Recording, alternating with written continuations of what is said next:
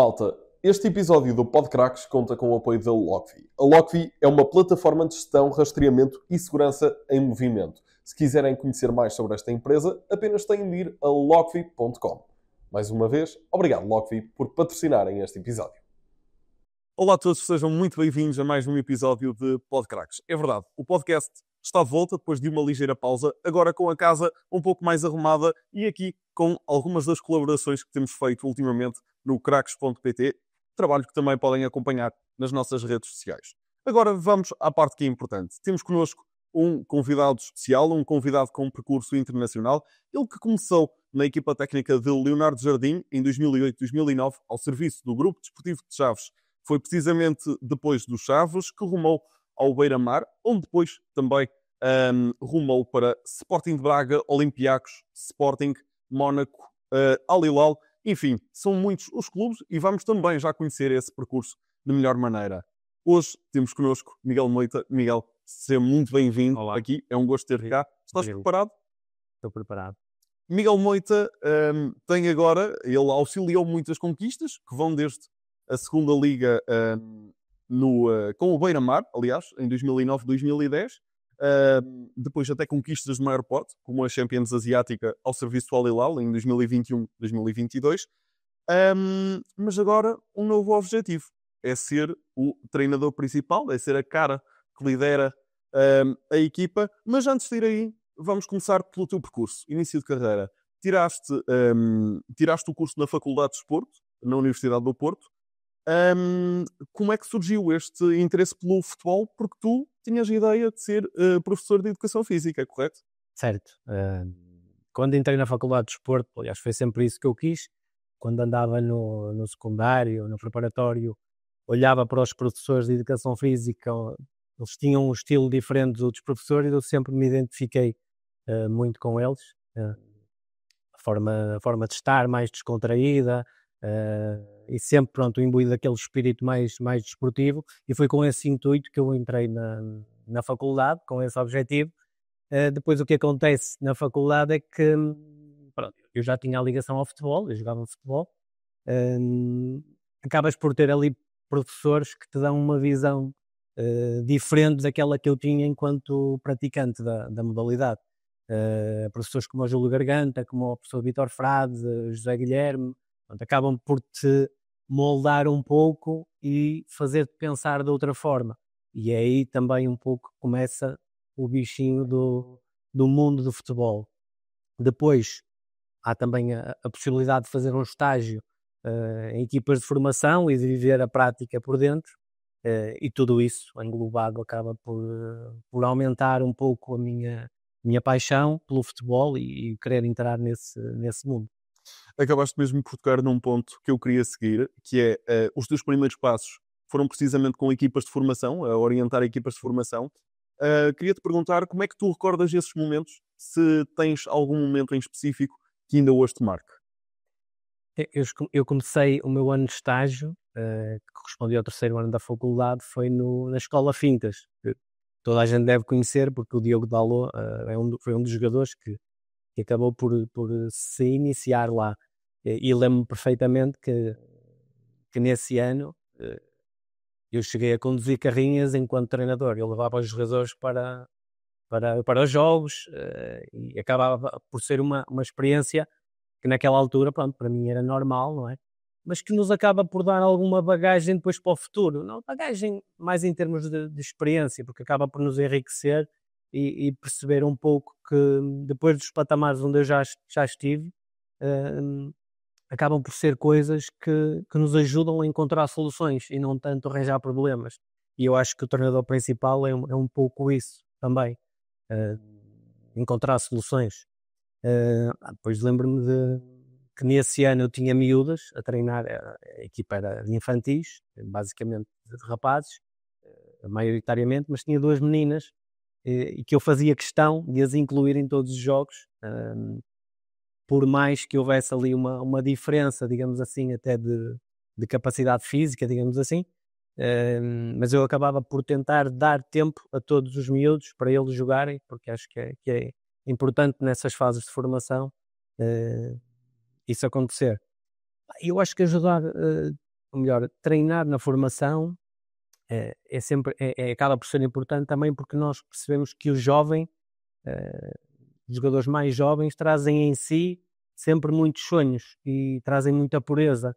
E nós, enquanto treinadores principais, seja em que patamar for, tu apanhas sempre miúdos que estão um patamar abaixo, né? 17 anos, 18 anos, sobem à equipa sénior, e que tu sabes que é potenciar, podes moldar um pouco mais, podes aproveitar essa juventude também para talvez moldá-lo um pouco às tuas ideias, porque sabes que vais ter mais absorção da parte dele, digamos assim. Com o jogador mais feito, tu já tens, isto é a minha visão, que é, tu já tens que jogar um pouco com as capacidades desse jogador, já não haverá tanto a mudar, pelo menos na maior parte das dimensões. Depois desta experiência com os mais jovens, qual é que dirias que é a característica mais valiosa que trazes desse início de carreira, que te pode agora ajudar a lidar com enquanto treinador principal? Eu treinei 2 anos, sim, foram 2 anos na formação. Acho que nos dá alguma bagagem, lá está, para perceber que nem tudo é um mar de rosas e que muitas vezes vai haver dificuldades, mas que nós, enquanto líder de um processo, enquanto treinador principal, nós podemos dar sempre outra cara às coisas e transformar coisas negativas em coisas positivas, orientar o discurso mais de uma forma positiva, porque eu acredito muito nisto, na passagem de uma ideia positiva para tu conseguires mobilizar depois quem tens à tua frente. E nem falo só de jogadores, muitas vezes departamento médico, fala-se muito que o roupeiro é a pessoa mais importante de um clube, toda a gente tem que trabalhar em conjunto para Quase que um papel de motivação. Com certeza, com certeza. Já ainda no final da tua época universitária, um colega acabou por te apresentar Leonardo Jardim. Foi aí que começaste a dar os primeiros passos enquanto membro da equipa técnica, com várias funções. Como é que foi esse momento? Pronto, voltando um pouco atrás, eu acabo por não conhecer logo o Leonardo. Esse colega, o Bruno Pereira, que neste momento até está a treinar nos Emirados, ele fala-me do Leonardo. A primeira vez é ele que me fala do Leonardo, que trabalhou com ele na Madeira, no Camacho, ou no Porto Santense, salvo erro. E há depois uma hipótese de eu começar a fazer observação e análise para o Leonardo, ainda não integrando a equipa técnica dos Chaves. Ele vem numa fase final, tentar subir com os Chaves nessa fase final, que acaba por não acontecer, e depois sim há a hipótese de eu integrar a equipa técnica do Leonardo, porque já tinha feito esse trabalho com ele, e acabo por ter essa hipótese, e pronto, e começamos nos Chaves, e há pouco não referiu, mas nós também subimos de divisão nos Chaves, que acaba por ser um início fantástico, e foi uma sensação incrível ver aquele estádio cheio e as pessoas a entrarem dentro do campo quando Assegurou a subida. Quando asseguramos a subida, exatamente. Também no início desses trabalhos, mais concretamente no Beira-Mar, coincidiste com 2 nomes, foram pelo menos 2, que acabaram por se ingrar de maneira mais evidente no futebol português. Aliás, um deles no futebol português, falo de Sérgio Oliveira, e depois também Oblak, que se viria a assumir como um dos melhores guarda-redes do mundo. Na altura já dava para perceber o potencial destes jogadores? É sempre a velha questão, não é? Tu percebes que há ali potencial, mas também consegues perceber que há alguma imaturidade ou falta dela, como costumamos dizer, que ainda são verdinhos, não é? Havia ali alguma inexperiência e tu notas que são jogadores que precisavam de jogar, de facto, precisavam de ter minutos para ganhar essa maturidade. Mas às vezes nem é só o ganhar os minutos, às vezes é perceber que o futebol não é jogar sempre, é cair, às vezes saber-te levantar, ultrapassar algumas dificuldades. Eu acho que isto tudo faz parte para os jogadores evoluir cada vez mais e poder crescer. Relativamente às personalidades, o Oblak era era um jogador, uma pessoa mais fechada, até se calhar pela entrada da linha, ele vinha do Benfica, mas tinha ali, mas era mais introvertido, e parecia uma pessoa, no entanto, estável, um jogador mais estável, que se calhar tu dirias que, pronto, ele até como guarda-redes, não é? Parece-me que pode ser uma pessoa que vai atingir algum sucesso, porque ele tem a estabilidade que por vezes não existe nos guarda-redes. Mas eu estou a dizer isto, mas poderia não ter feito, sim. O Sérgio Oliveira, eu lembro-me que falava-se muito no jogador 30 milhões. É o rótulo do jogador 30 milhões, que é a cláusula mais elevada do Porto sempre, e que nos caiu ali, e que pronto, até pela sua juventude, eu creio, eu não queria estar... O Oblak tinha 18 anos e o Sérgio tinha 19. Tinha 19, ok. Eram 2 miúdos jovens. Eram 2 miúdos, mas pronto, sabíamos que podia ser ali uma ajuda, mas que ainda não iria estar preparado para, sei lá, para entrar e para fazer os jogos todos, digamos assim, para ser um titular indiscutível. Pronto, mas o Sérgio já me parecia alguém que vinha, até pelas expectativas que outros lhe colocavam, talvez ele viesse, era um miúdo impecável, mas com, se calhar, sentia-se que ele tinha as expectativas também de quem ele era naquele momento um pouco mais elevadas. Já tinha um peso. Sim, talvez. E o que eu acho que foi muito importante, lá está, tal como a presença deles no Beira-Mar, foi o que se passou a seguir, que foi, eles foram emprestados, se você for ver o percurso deles, um foi para o Penafiel, o Sérgio Oliveira foi para o Penafiel, foi para o Mechelen na Bélgica, o Oblak passou pelo Olhanense, passou pelo Rio Ave, e tudo isto foram etapas em que eles foram crescendo e que depois lhes permitiu superar todas as adversidades e crescer como jogadores, perceber vários tipos de situações que lhes pudessem acontecer e foram evoluindo. E eu depois lembro-me que ver o Sérgio Oliveira no Porto e eu não queria estar também a cometer nenhum erro, mas eu creio que todos os anos que o Sérgio Oliveira é emprestado, o Porto não é campeão. E quando vai ao Nantes, vai ao PAOK, eu acho que esses anos o Porto nem é campeão. Acaba por ser engraçado. Quando está no Porto, ele acaba por coincidir com anos que eles são campeões. E a ser preponderante em algumas épocas do Porto. Aliás, uma das jogadas mais icónicas de Sérgio Oliveira é aquele livre à Juventus. Raso. Ok. Já me vai escapar. Na Itália, eu pelo menos eu recordo-me, é um dos momentos mais icónicos. Não sei se consegue carimbar a passagem às meias finais, mas acaba também por ser um jogador muito importante. Não, foi muito desse importante. plantel. Em 3, 4 anos do Porto, eu acho que foi muito importante. Mas gostava de te perguntar, tendo em conta também isto, porque lidar com jogadores jovens cada vez mais tem um papel importante, a parte mental. Enquanto treinador principal, como é que seria o teu papel a poder instruir estes jogadores e a tirar o máximo potencial que eles têm em casos semelhantes, como aqui, como acompanhaste, neste caso, o Oblak e o Sérgio Oliveira no Beira-Mar? Eu acho que é fazê-los perceber que nem tudo vai ser um mar de rosas, nem tudo vai ser sempre como eles vão querer, que têm que ter a capacidade de aguentar e esperar pela oportunidade, porque muitas vezes o que estes jovens querem é entrar, mas muitas vezes nem estão preparados. E também faz parte do trabalho de um treinador perceber quando é que eles estão preparados para jogar consecutivamente 90 minutos e um jogo inteiro. E, por exemplo, lembro-me agora do Mbappé, que se calhar vamos falar mais à frente, mas o Mbappé connosco e na liderança do Leonardo não foi um jogador, apesar de nós vermos a potencialidade dele inicialmente, não foi um jogador que começou a jogar 90 minutos, o jogo inteiro. Não. Ele foi entrando até em contextos mais confortáveis, em que já estaríamos a ganhar, ou até precisaríamos de dar a volta ao jogo, mas que ele iria ter mais preponderância, íamos explorar a rapidez dele, as capacidades técnicas dele, e foi nesses momentos a gente aproveitava, mas não colocar. Eu, por exemplo, posso lhe dar o exemplo do Mora o ano passado.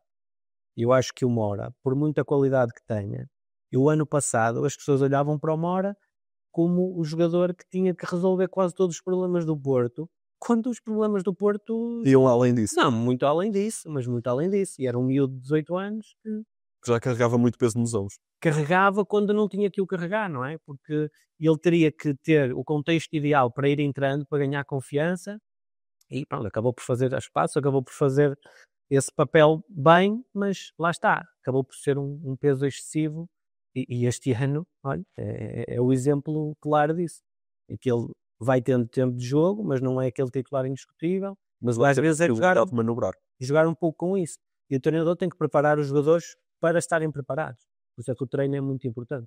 Ou seja, enquanto treinador, também te vês a ter bases, a trazer os jogadores da formação, mas de forma, diria, proporcional, ou seja, pouco a pouco vamos integrando os jogadores Claro. para tirar o melhor rendimento deles no futuro.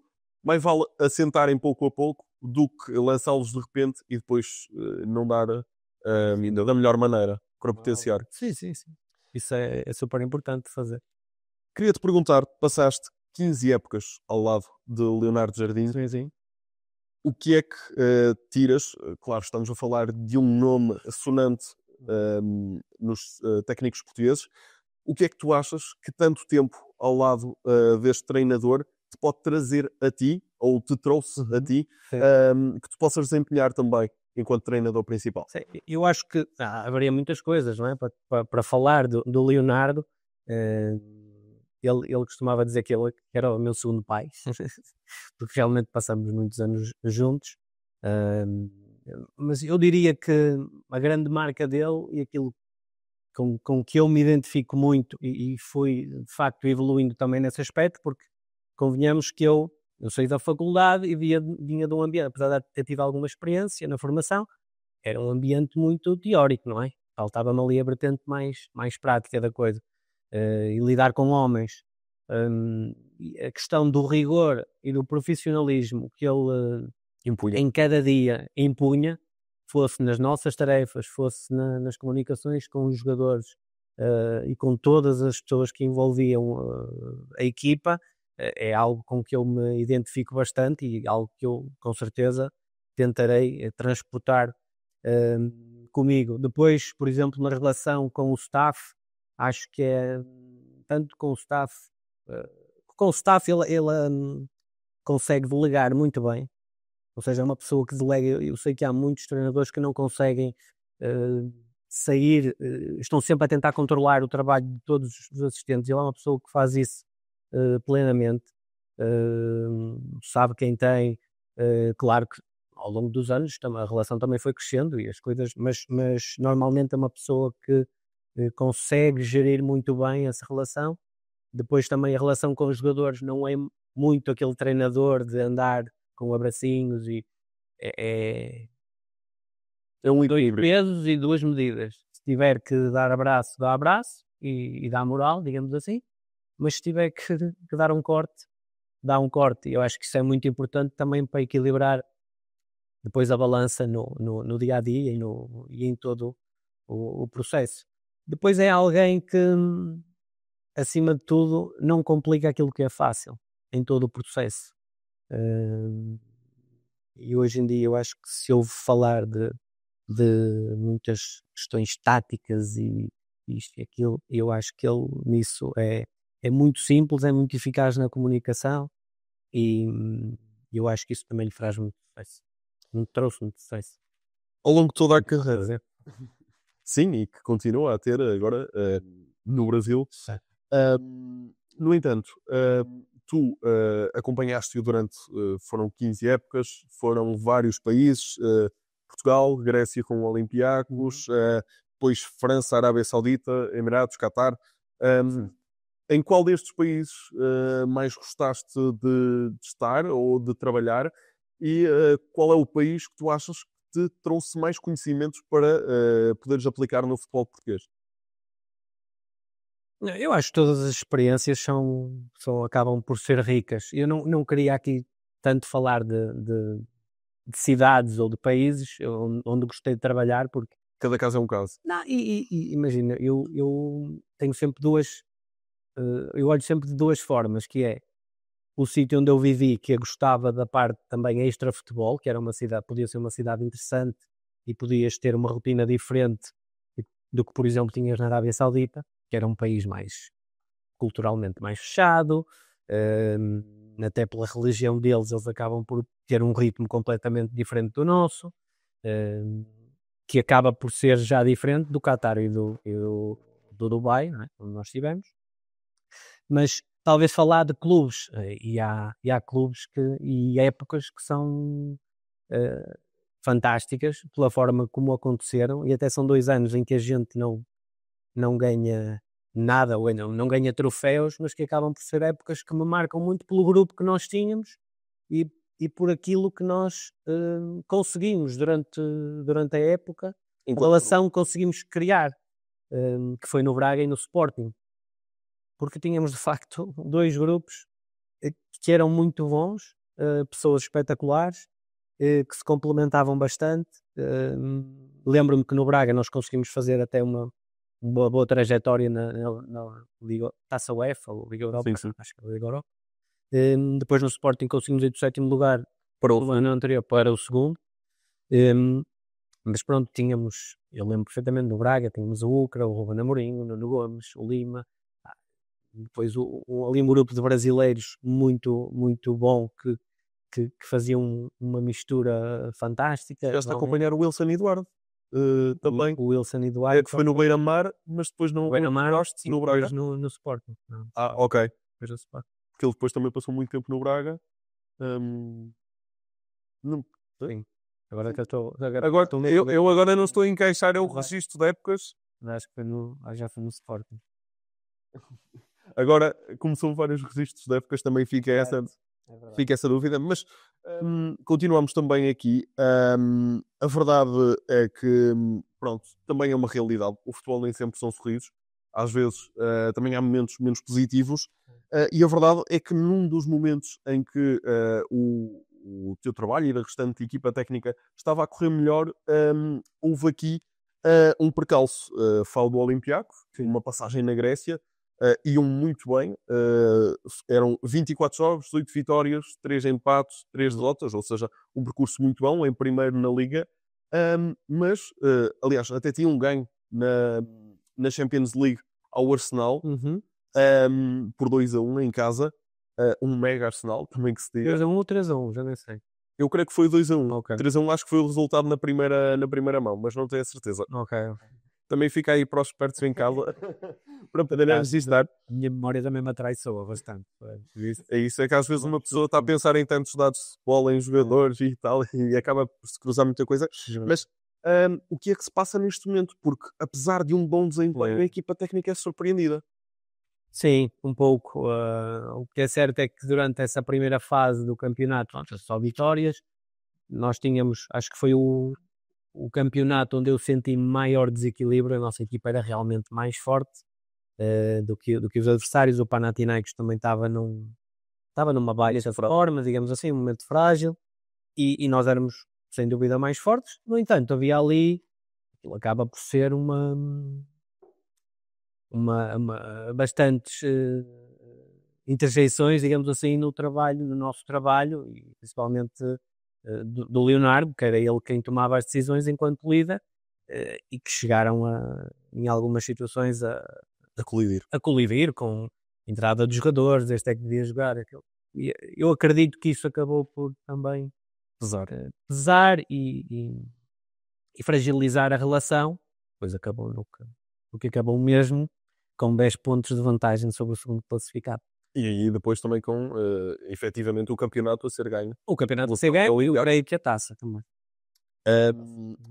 No entanto... Já agora dizer que Atenas foi uma cidade que eu adorei viver. Vieste lá? Não agora, mas sim no futuro, talvez. Agora o meu momento... Em Portugal. Senão nem tinha dado este passo. Também já vamos tocar aí nesse assunto, mas o que eu queria realmente trazer com isto é que, pronto, como disse, o futebol, lá está, há derrotas, há vitórias, há momentos melhores, há fases piores.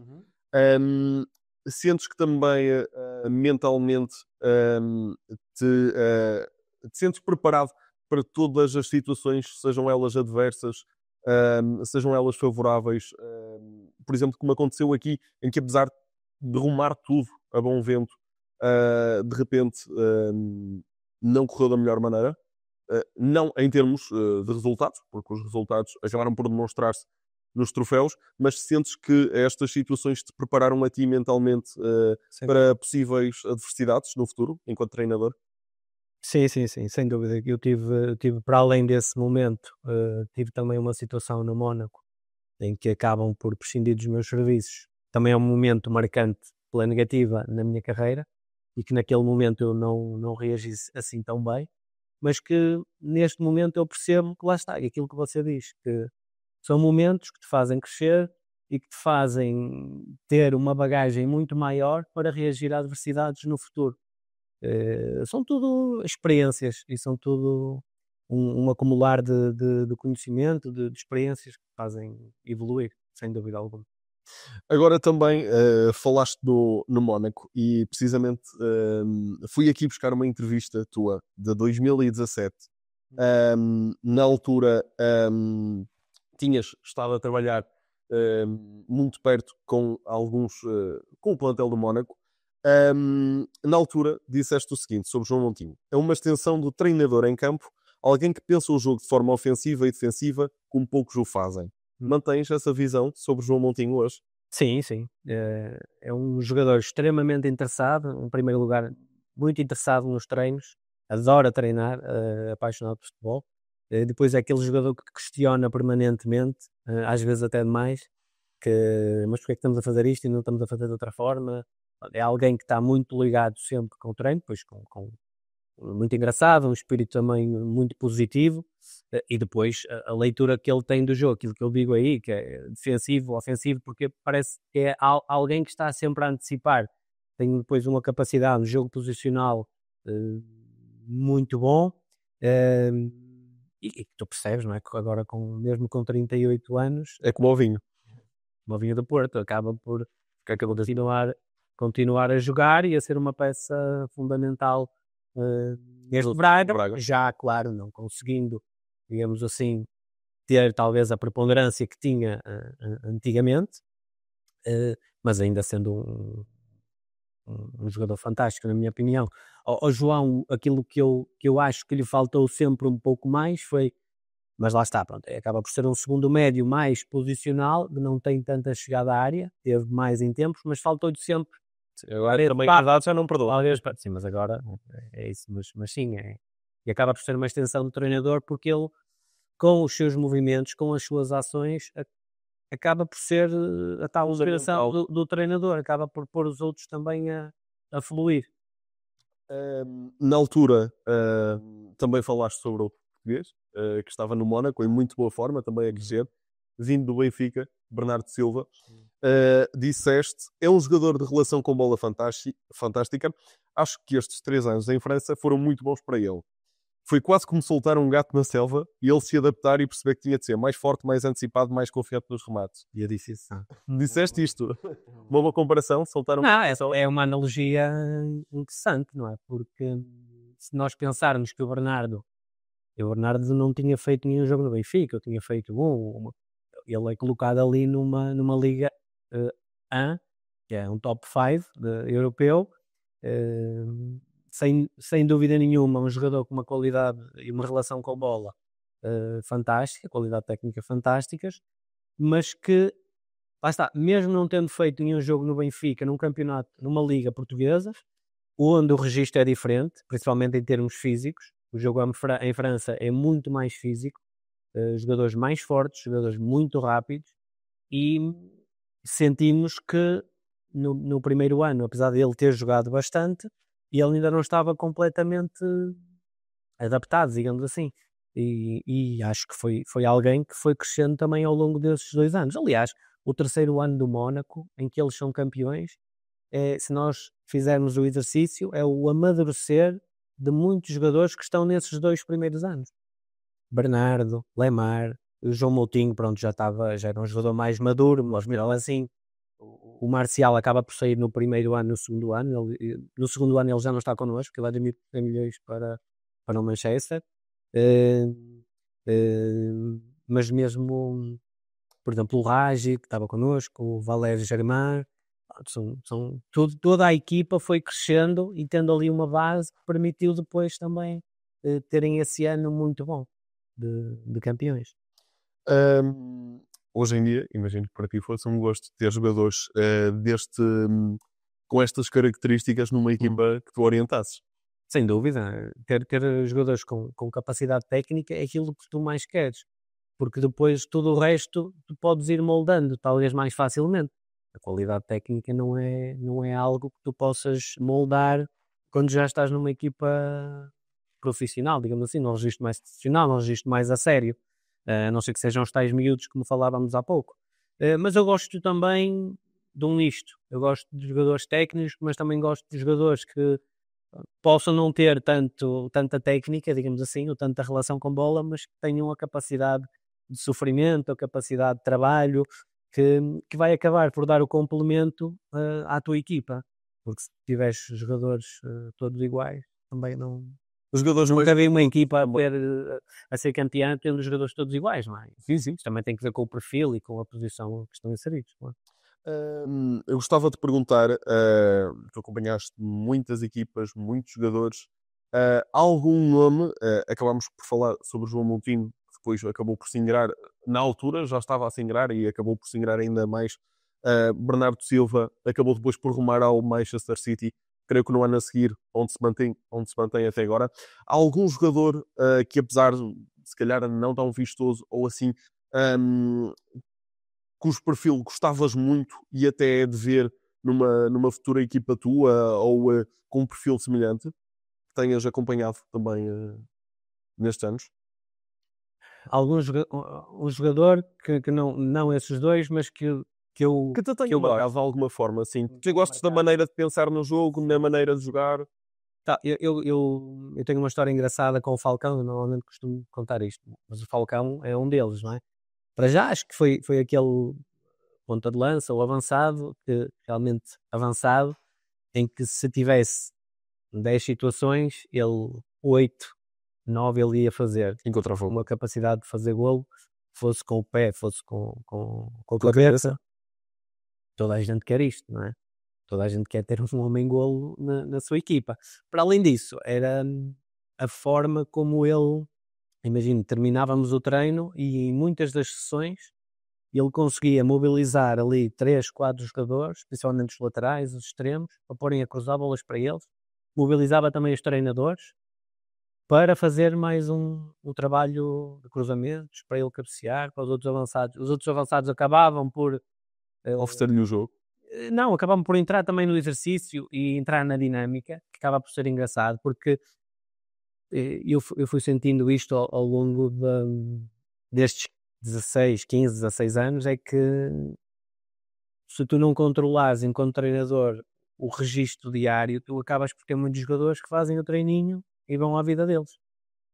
E nós estávamos ali no Mónaco com um dos melhores avançados do mundo e era ele que às vezes até mister, vamos fazer um trabalho extra, porque e se nós pensarmos tem muita lógica, porquê? Porque os avançados, se calhar numa semana, acabam por não ter ali uma propensão de bolas, onde ele consiga trabalhar, de jogar de cabeça, e acaba por ser um momento importante do jogo, não é? Então ele sentia essa necessidade de ter o tal princípio das propensões, onde coisas que tu queres ver que aconteçam mais vezes. Era daqueles que encontrava o golo onde ninguém o via. É, onde ninguém o via, sim, sem dúvida. Haveria outros jogadores que eu, com quem eu gostei de trabalhar e que eu me imagino a ter numa futura equipa.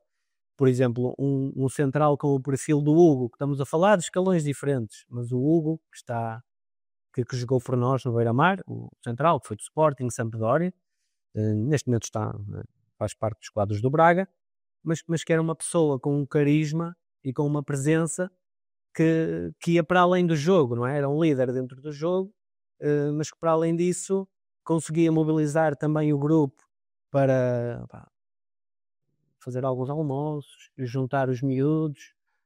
Preocupava-se pela integração de toda a gente, que houvesse um espírito grupal. E isso é muito importante também para um treinador, tu teres alguém, e lá está, mais uma vez, nos dias de hoje, não é fácil disso acontecer. porque é cada um para o seu lado, termina o treino, vão embora, os telemóveis, a malta está mais afastada, não se olham nos olhos, e são coisas que tu tendo uma pessoa assim que consiga aglutinar, liderar pelo exemplo, acaba por facilitar também e ajudar-te no teu processo enquanto líder. Destacarias mais algum jogador? Assim, um perfil, falaste do enquanto central, mais do que em campo, se calhar o perfil extra-campo. Sim. Gosto muito de médios defensivos trabalhadores, como nós tínhamos, por exemplo. Eu lembro muito dos meus anos passados, dos primeiros anos, é engraçado, mas do Rui Sampaio, do Bruno Magalhães, do Chaves, jogadores com este perfil de trabalho, que não deixam a equipa partir, que se for preciso tu teres uma reação à perda rápida, eles estão ali como pitbulls, digamos assim. Eu gosto muito deste misto. São os erros. Exatamente. O próprio Adrian Silva, tudo jogadores com que eu me identifico bastante.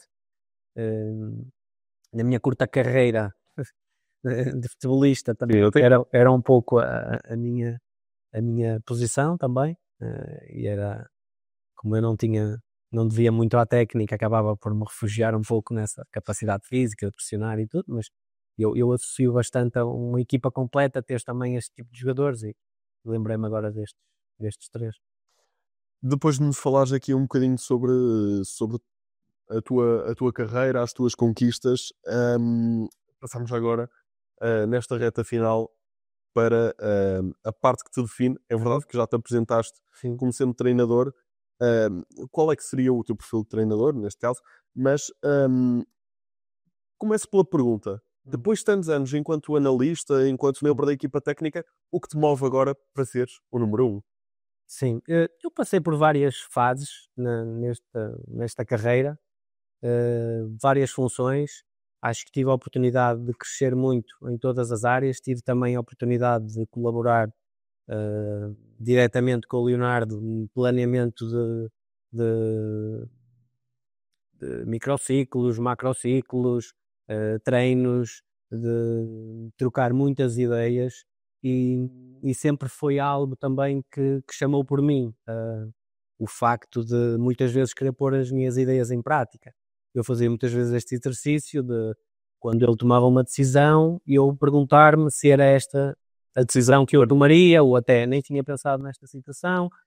Acabam sempre por ser coisas que te vão acrescentando e que tu vais crescendo com elas. Não vou negar que esta minha virada acaba também por ser um pouco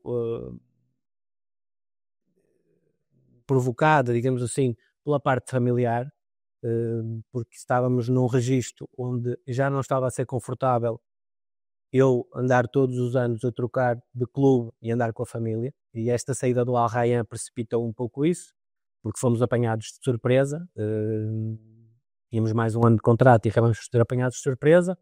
Tive que vir para Portugal com a família e depois tomei a decisão de falar com o Leonardo e de me afastar. Mas eu sempre tive esta ideia, o bichinho por trás de um dia querer ser líder do processo, ser eu a tomar as decisões e ver como as coisas corriam.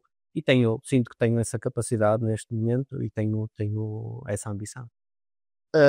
Depois também nos contares o porquê de agora quereres assumir uma equipa técnica também, neste contexto, acredito que num contexto nacional, não é? Para também nesse tema familiar não teres de continuar em mudanças. Com certeza. Pergunto-te qual é que seria o retrato ideal na tua cabeça, seja na competição, o nível de jogo. Qual é que para ti seria o retrato ideal para uma primeira época enquanto treinador principal? O retrato ideal. Ganhar mais do que poder empatar. Eu acho que isso seria fantástico, não é? Acaba por ser um clichê, mas é verdade, não é? Tu conseguires pôr uma equipa a ganhar mais do que poder empatar, é meio caminho andado para ter sucesso. Depois ter uma equipa competitiva que me permitisse exigir aos jogadores, e com certeza ter um projeto ambicioso que me permitisse, lá está, essa tal exigência, essa tal colocação de objetivos mais elevados para potenciar os jogadores, para potenciar o clube. Acho que seria, numa época ideal, não posso deixar de dizer, porque uma subida de divisão ou uma qualificação para algo, não é? Uma fase final, uma coisa assim, era o ideal, não é? Há alguma equipa, imagino que estejas atento aos vários campeonatos portugueses, Sim. há alguma equipa em específico em que revejas aquilo que tu gostavas de ter num plantel, o tipo de jogadores, alguma equipa que por acaso te venha à cabeça? Mais do que equipas, estar aqui a falar de equipas, eu acho que o mais importante, em primeiro lugar, é que o contexto tem que ser profissional. E eu não me vejo neste momento a treinar à noite, a treinar numa equipa que não seja profissional, em que os jogadores tenham outro trabalho. Isso para mim é impensável, porque lá está, tem tudo a ver com a exigência e com o tipo de discurso que tu queres ter com as pessoas que estão à tua frente. Tu não podes exigir a um jogador que tem um trabalho durante o dia e que vai treinar à noite, tu não podes exigir nada. Tu podes apelar à boa vontade deles e tentar mantê-los unidos com várias ideias, mas a partir daí já não é aquele trabalho de exigência máxima e onde tu possas puxar 100% pelos jogadores, e o discurso tem que ser completamente mudado. E pronto, isso é o primeiro passo. Mas depois, mais do que equipas, são projetos que eu acho que sejam sustentados e que não sejam querer subir de divisão só por querer subir de divisão, mas depois tens a tua equipa é construída essencialmente com jogadores que não têm experiência. Imaginemos uma Liga 2 ou uma Liga 3 constituída por jogadores que não têm experiência nessa liga. Isso para mim, eu acho que tem que ser um passo que tem que ser bem decidido, mas eu aponto muito para dizer que a Primeira Liga eu acho é muito complicado alguém entrar sem um percurso, sem teres sido treinador principal, entrar na Primeira Liga, tirando casos específicos como o Vítor Bruno, mas mesmo se olharmos para o Vilas Boas, começou numa segunda liga, há muitos treinadores, João Pereira, do Casa Pia, começou no CPP, tinham sido adjuntos ou tinham sido se calhar principais, mas em escalões de formação, fizeram o seu percurso, mas deram os seus passos. Eu aponto para uma Liga 3 ou uma Liga 2 como um início para a minha carreira, porque acho que é aí onde tu também consegues mostrar trabalho, lá está, com um projeto que seja ambicioso, mas não desmedido, digamos assim. Depois acho muito importante, deixa-me só terminar, que é muito importante para mim ter equipas competitivas e com pelo menos 2 jogadores por posição e que tenham perfis diferentes. Que te permitam rotação de plantel. Permitam rotação de plantel e te permitam coisas diferentes no plantel. Tu não podes ter só um plantel com jogadores que venham só buscar no pé, não é? Porque acabas por ter um jogo muito entre linhas, mas depois tens que ter o reverso da medalha, que é ficar na frente, buscar a profundidade, porque senão não consegues alternar o teu jogo e o teu jogo acaba por ser demasiado previsível. E condicionado. Facilmente condicionado também. Gostava de perguntar, num jogador ideal, o que é que mais valorizas? Olha, eu acho que a principal coisa é ser homem, de verdade. Porque muitas vezes no seio de uma equipa nós apanhamos vários perfis e de facto há jogadores que são mais disruptivos do que outros, mas acho que é importante haver esse respeito entre treinador-jogador e jogador-treinador, sabendo que há sempre momentos quentes, não é? Mas é importante ser homenzinho e saber falar no momento certo, e se quer dizer alguma coisa, dizer frente a frente. Eu acho que isso é muito importante até nas relações humanas, não só numa equipa. Alguém que assuma responsabilidades. Sim, alguém que assuma responsabilidades e que o diga, mas não em praça pública, não na base do achincalhamento. Acho que é algo que tem que se fugir hoje em dia. O tal respeito mútuo. E lá está, faz parte das relações humanas, não é? Um pouco as relações humanas, acho que é muito importante existir isso.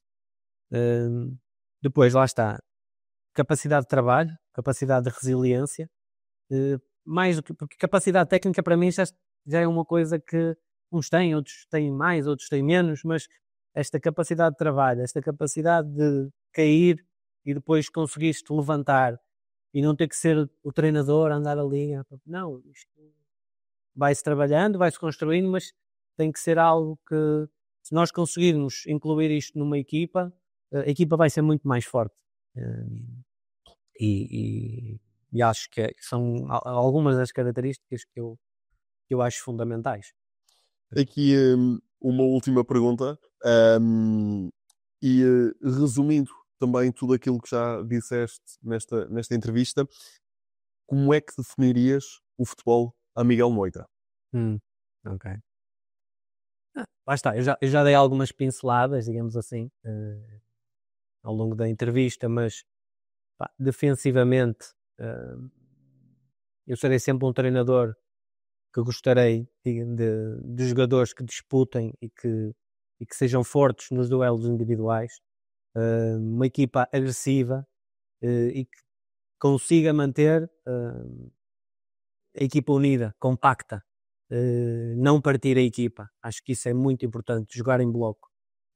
Pronto, e a minha equipa terá sempre essa capacidade de sofrimento, capacidade de entreajuda, de reagir rápido à perda, depois um controle emocional forte, também acho que é muito importante, mas isto tanto não é um aspecto mais geral, não tanto ofensivo, mas defensivo, mas lá está, tudo que ver com o registro de reagir à adversidade. Depois, ofensivamente, uma equipa que seja versátil, que não jogue só de uma forma, mas que seja inteligente e que consiga. Claro que há sempre princípios gerais nossos, que eu já falarei um pouco mais à frente, mas é importante uma equipa também adaptar-se àquilo que vai apanhar, porque há equipas que vão pressionar mais alto, há equipas que vão pressionar mais baixo, saber e dar essa liberdade de decisão aos jogadores. Quando é que nós podemos sair a jogar mais tranquilos? Quando é que temos essa tranquilidade? Porque muitas vezes não é o treinador que tem que dizer, eles é que vão sentir se podem ou não jogar, e isto faz parte do treino também. E eu acho que dar esta versatilidade e jogar de várias formas é algo que eu terei também, que eu tentarei transportar. Depois, tendo sempre esta dualidade, início de construção um pouco mais pragmática e menos risco, digamos assim. Se der para sair, dá para sair, tentamos construir e temos algum espaço para o fazer, não temos. Se tivermos que esticar o jogo uma ou duas vezes, o adversário depois também vai reagir a isso, porque eles vão ter que baixar para ganhar as segundas bolas, senão vamos ganhá-las nós. É um pouco isto. Depois, ofensivamente, no segundo terço, meio campo ofensivo, aí mais liberdade, mais situações de liberdade para os jogadores, mais criatividade, driblar, o fintar, aí já até no último terço, dar mais Saídas liberdade. curtas até. Saídas curtas. Sim, saídas curtas, claro, também. Mas aqui, mais, quando eu falo liberdade, é dar mais liberdade ao jogador em termos individuais. Porque no nosso meio campo defensivo, quando nós estamos a sair a jogar e temos a bola ali, acaba por ser sempre uma zona de maior risco. Estamos mais próximos da nossa baliza. Isto são factos, não é? Não é preciso muita ciência. Então, o que eu gostaria é que não haja tanto risco nessa primeira fase. Jogar a 3 toques, uma coisa mais de passe, um modelo mais de passe e não tanto de drible. Claro que se temos espaço, depois os princípios são esses. Se temos espaço, conseguimos acelerar, feito, fantástico. Mas um pouco esta dualidade, menos risco, mais risco, podemos arriscar mais, ter mais criatividade, mais drible, mais um contra um, por exemplo. E depois, um jogo essencialmente de circulação rápida, um corredor para o outro, tentar atrair o Para adversário, libertar espaço no outro lado. libertar, seja de forma mais apoiada e mais curta, como seja de forma mais longa, digamos assim, para depois criar desequilíbrios nas meias, nos corredores, 2 contra 1, 3 contra 2, e depois chegada à área de 3, 4 homens. Com um Falcão. Se o Falcão era perfeito. Com alguém como o Falcão seria perfeito. Fica então assim definido o futebol a Miguel Moita. Sim, fica um pouco definido. Depois eu acho que há sempre a questão da adaptabilidade, não é? Que tu tens que ter de acordo com a equipa que encontra. Porque os jogadores são todos diferentes e tu tens que fazer a avaliação dos jogadores que tens. Sim, e também há sempre a possibilidade de entrar a meio de uma época e de ser uma equipa que não está preparada para aquilo que tu planeavas Exatamente. e tens de te adaptar. Como é que tu também te verias num cenário desse? Lá está, é fazer uma avaliação daquilo que temos, daquilo que podemos fazer. E os treinadores, todos eles pensam de forma diferente. Muitas vezes até podes fazer adaptações de jogador. Lembro perfeitamente do Fabinho, que esteve connosco no Mónaco, que era um lateral, vinha do Rio Ave como lateral, e acabou por terminar depois connosco a médio, a jogador médio, porque tinha bom pé. Pronto, tudo faz parte dessa adaptação. Quando entras a meio, tu sabes que o plantel não foi construído por ti e que muito provavelmente até terias outro aporte a dar em termos de modelos.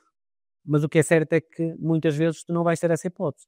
O que tu tens a fazer é jogar com aqueles que tens, é treinar com aqueles que tens. E tens que extrair o máximo do que está lá. Por isso, não, eu acho que o treinador é muito isto. Muitas vezes é adaptação E resiliência. e resiliência. Então, com o futebol à Miguel Milita definido. Mas agora vamos passar para uma rubrica final. Temos preparada. Lá está. Extensa carreira, coincidiste com muitos jogadores, com vários perfis. Vou-te pedir que cries o teu 11 ideal. Não. Primeiro, damos-te liberdade para a tua tática. Qual era a tática que bulhas em campo? 4-3-3, 3-4-3, Sim. 3-5-2? Eu pegarei num sistema que ao longo destas épocas, e é o sistema digamos, com que eu me sinto mais confortável, que será o 4-3-3, digamos assim, depois com 2 médios, sei. Algumas nuances, mas sim, acho que sempre pode ser o 4-3-3. Ficamos então com o 4-3-3. Começamos pela baliza. Quem é que punha já a baliza? Eu tinha aqui estas duas dúvidas, que lá está, o Oblak ou o Rui Patrício, e eu me escolher o Rui Patrício para a nossa seleção, que acho que foi assim, o Oblak acaba por apanhá-lo ainda numa altura Ainda muito jovem. é muito verdinho, e mesmo vendo o potencial, o Rui Patrício já o apanhei numa fase mais confiante, mais maduro, e voltar para o Rui Patrício. Pronto, Rui Patrício à baliza. Dupla de centrais. Dupla de centrais. O Ricardo Carvalho e Blick. Ok. O Oco ficou fora. O Guivarni que é fora. Aí vou pegar no patamar mais alto, um destino, digamos assim, também joga peso. Sim. Laterais. Não sei se queres começar pela esquerda, pela direita. Também pode haver adaptações. Sim. Não, mas esquerda, eu acho que acaba por ser um jogador que apesar de ter chegado ao topo, tanto a nível de seleção como de clubes, e eu acho que ele ainda poderia ter sido melhor, ou mais constante durante mais tempo, digamos assim. E se isso tivesse acontecido, se calhar nem tinha sido nosso jogador. Mas o Fábio Coentrão, na esquerda. Ok. Pá, porque eu acho que ele estava à frente dos outros em termos de dinâmica. Ele era o lateral que te conseguia dar o jogo por fora, jogo exterior, jogo interior, muito criativo, com bola, uma técnica. Mas ele não gostava de futebol. A verdade é essa. E ele é o próprio a dizer, não? E a gente vê reportagens, ele não gostava. A verdadeira paixão dele era a pesca. Ele não o rejeita. Mas sim, Fábio Coentrão. Teria aqui o Jefferson como uma segunda opção, no Sporting, que era alguém também que eu gostava, principalmente da parte ofensiva dele. Eu gosto de laterais ofensivos, mas o Fábio Coentrão sem dúvida até pelo trajeto que tem no Real Madrid seleção. Benfica. Depois à direita. Quem ficaria? À direita, talvez. Eu já apanhei o Sidibé numa fase em que, pronto, eu não fui campeão com eles, mas trabalhei com ele, e vou colocar o Sidibé na seleção francesa. um registro bastante interessante também no ano de campeões do Mónaco. Mas cheguei a trabalhar com ele, era sem dúvida um jogador também com muito volume ofensivo. E vou colocar figura. Meio campo. Como é que definirias aqui a estratégia? Vou fazer o meio campo reforçado para não permitir a entrada do adversário. Vou colocar o William Carvalho, o João Moutinho e o Adrien Silva.